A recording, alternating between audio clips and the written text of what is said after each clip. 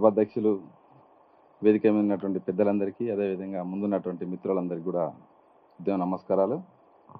వాస్తవానికి ఈరోజు ఈ పుస్తకావిష్కరణ కార్యక్రమంలో నేను కూడా అక్కడే కూర్చొని విందామని వచ్చాను.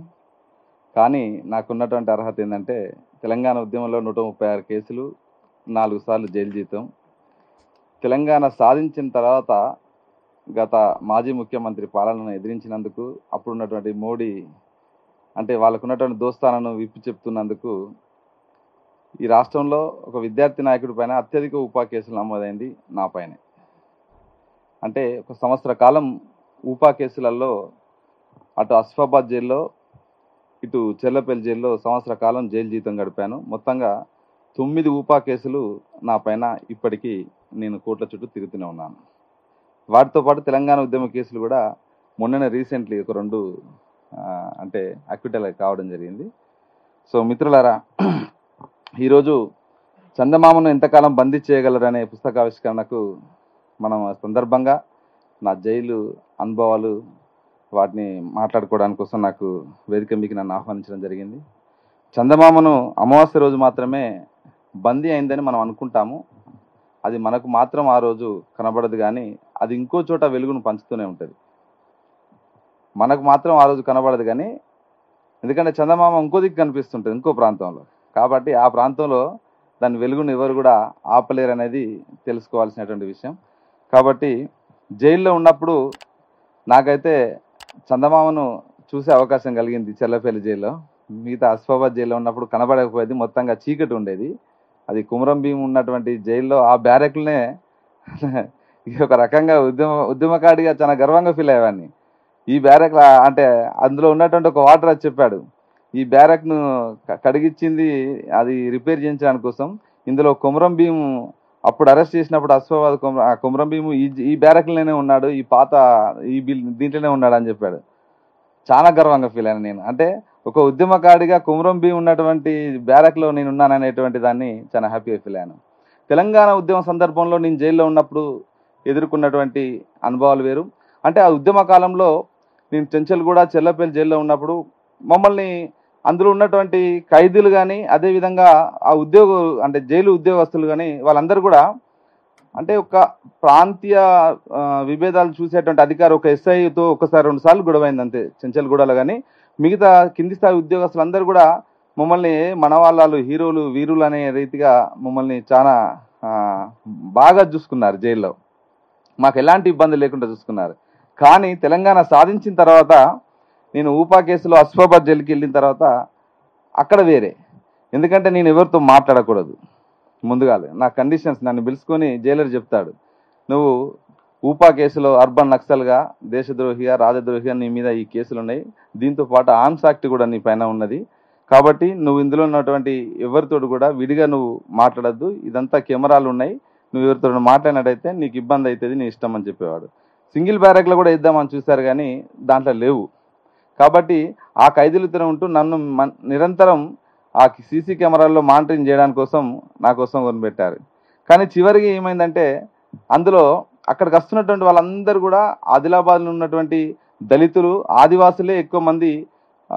అంటే చిన్న చిన్న కేసులలో చాలా మంది జైలుకి వచ్చేవాళ్ళు.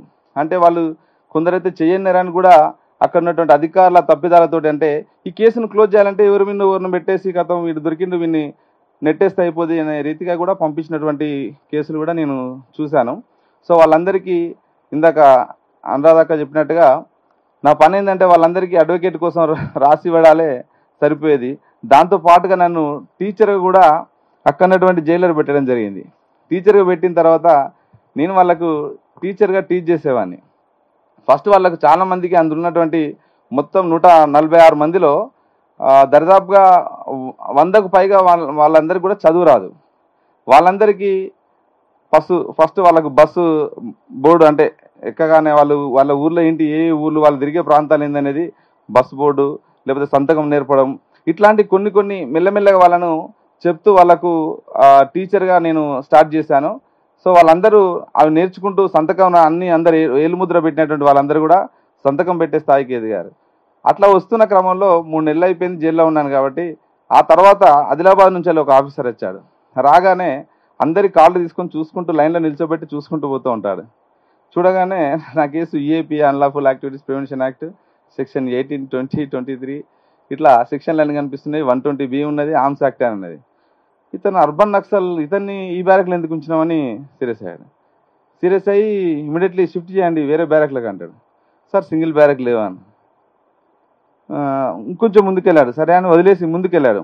ముందుకెళ్ళిన తర్వాత మీరు ఇక్కడ ఏమేమి నేర్పుతున్నారన్నారు.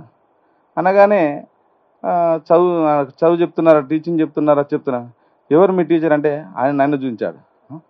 అర్బన్ నక్సల్తో మీరు టీచ్ చేపిస్తున్నారా అని మళ్ళీ సీరియస్ అయ్యాడు. ఏంటి ఆయనతో ఎందుకు టీచ్ చేపిస్తున్నారని మళ్ళీ అధికారిని పిలిచి ఫస్ట్ నా ఆఫీస్కి రాని తీసుకొని పోయాడు.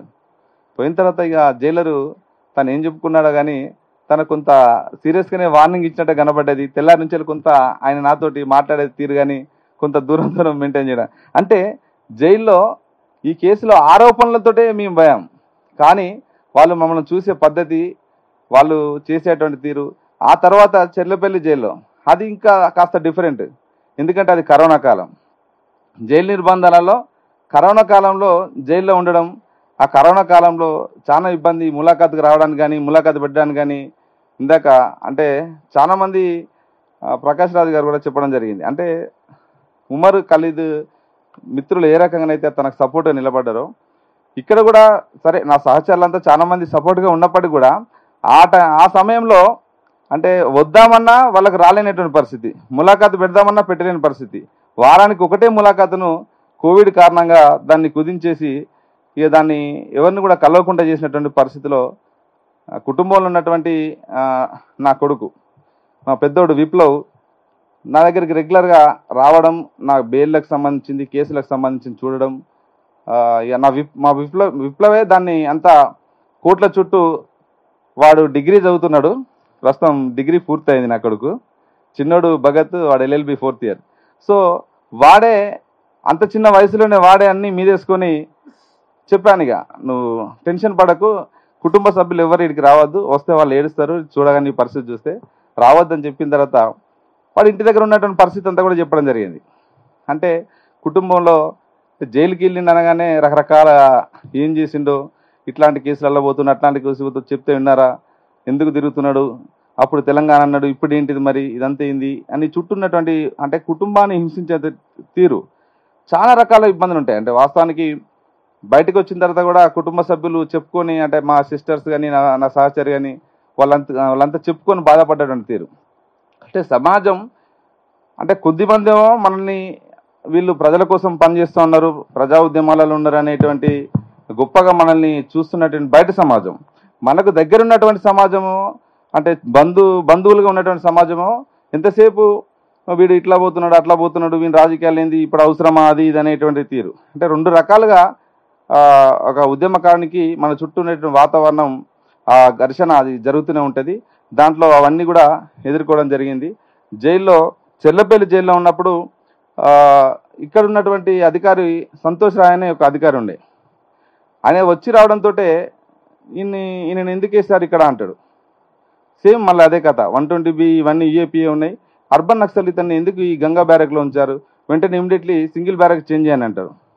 జైల్లోకి నేను వెళ్ళగానే అక్కడ ఉన్నటువంటి అధికారి ఫస్ట్ అడిగారు, మరి నువ్వు యూనివర్సిటీ స్కాలర్ అంటున్నావు, మరి నీ పైన ఇవి ఉన్నాయి కేసులు, కాబట్టి నేను సింగిల్ బ్యారక్ పంపుతామన్నారు. సార్ అవి నా పైన ఆరోపణలు మాత్రమే, నేను సాయుధంగా నేను ఆయుధం వేసుకొని అడవిలో నేను పనిచేయలేదు, జస్ట్ ఆరోపణలతో మాత్రమే అర్బన్ నక్సల్ అనేటువంటి కేసు పెట్టారు, కాబట్టి నేను జనరల్ బ్యారక్లోనే ఉంటాను సార్ అని చెప్పాను. ఎందుకంటే సింగిల్ బ్యారక్లో ఉంటే ఎట్లుంటుంది అనేది మన మిత్రులు చాలాసార్లు చెప్పినప్పుడు విన్నాను. కాబట్టి నేను అక్కడికి వెళ్ళిన తర్వాత సంతోష్ రాయ్ ఏం చేశారంటే, ఈయన ఎందుకు ఉంచారు ఇక్కడ సింగిల్ బ్యారక్ షిఫ్ట్ చేయాలంటాడు. ఎందుకు కారణం ఏంటంటే January 26 వచ్చింది. ఆ రోజు అందులో ఉన్నటువంటి మా జైలరు వీళ్ళకి జనగణమన పాడడం ఎవరికైనా నేర్పండి అని అన్నారు. ఎవరు నేర్పంటే యూనివర్సిటీ లీడర్ కదా నువ్వు నేర్పు అన్నారు. జనగణమన పాడమని ఒక ముగ్గురిని ప్రిపేర్ చేయించాను. చేయించిన తర్వాత లాస్ట్కి ఏమన్నా వాళ్ళు నన్ను అడిగారు, భారత రాజ్యాంగం వర్ధిల్లాలని చెప్పాను. అది నేరం అయిపోయింది సంతోష్ రాయ్కి.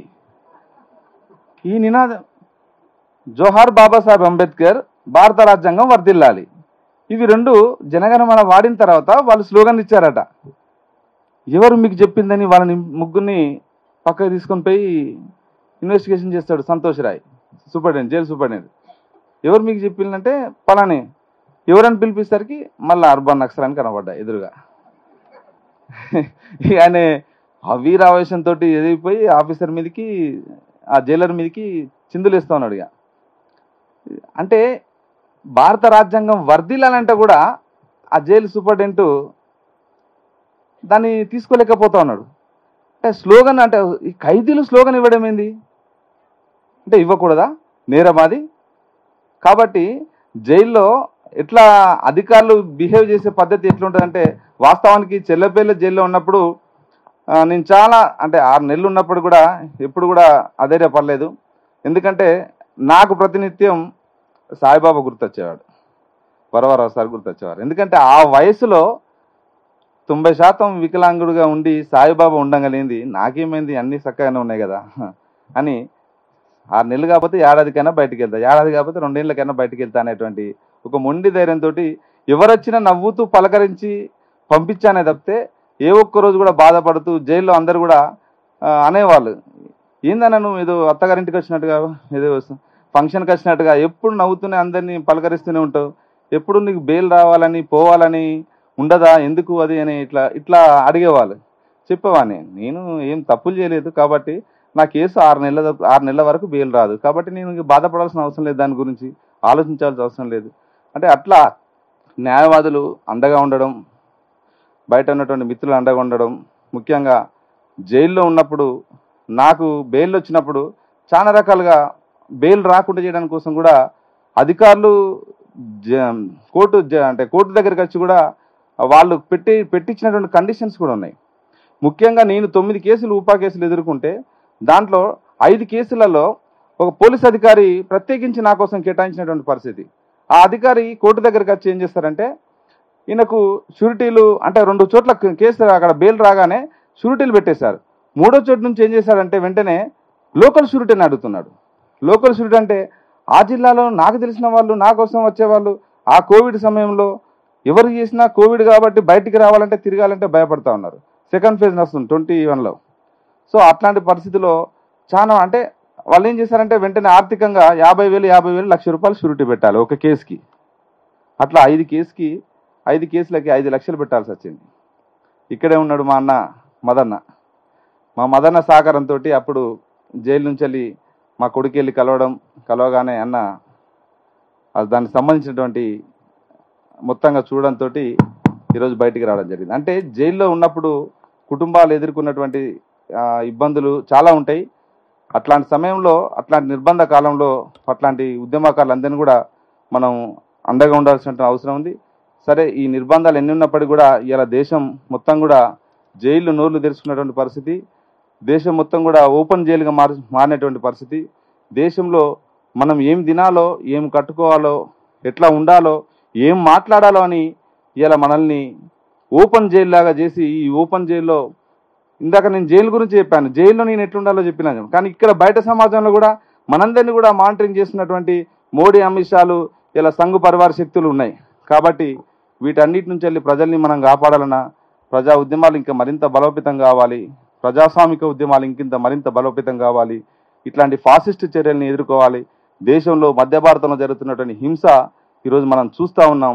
ఇలా ప్రశ్నిస్తున్నటువంటి వాళ్ళను, ఇలా గౌరీ లంకేష్ నుంచి వెళ్ళి, దబోల్కర్ నుంచి వెళ్ళి వరవరరావు వరకు, సాయిబాబా వరకు, స్టాన్సమ్ వరకు, ఇలా వాళ్ళందరినీ ఇలా ఏ రకంగా నిర్బంధించి, ఎంత హింసించి అది ఇలా ఇబ్బంది పెట్టడం మనం చూసాం. కాబట్టి ఖచ్చితంగా నిర్బంధంలో మనం మాట్లాడకూడదంటే ఈ నిర్బంధంలోనే ఇలా మనం ఎటువైపు తేల్చుకోవాల్సిన పరిస్థితి.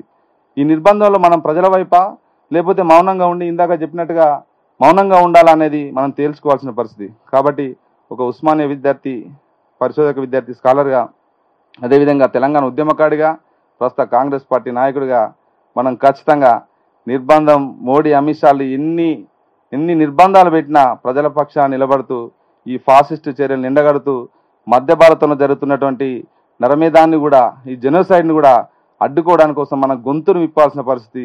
లేకపోతే భవిష్యత్తులో మనం కూడా నేరస్తులుగానే మిగిలిపోవాల్సిన పరిస్థితి. ఎందుకంటే మనం నేరం జరుగుతున్నప్పుడు చూస్తూ మౌనంగా ఉంటే ఖచ్చితంగా మనం కూడా ఆ నేరంలో భాగమైన వాళ్ళం అవుతాం కాబట్టి ఈ నేరం ఈరోజు వాళ్ళ జరుగుతుంది, రేపు మన దగ్గరికి కూడా వస్తుంది.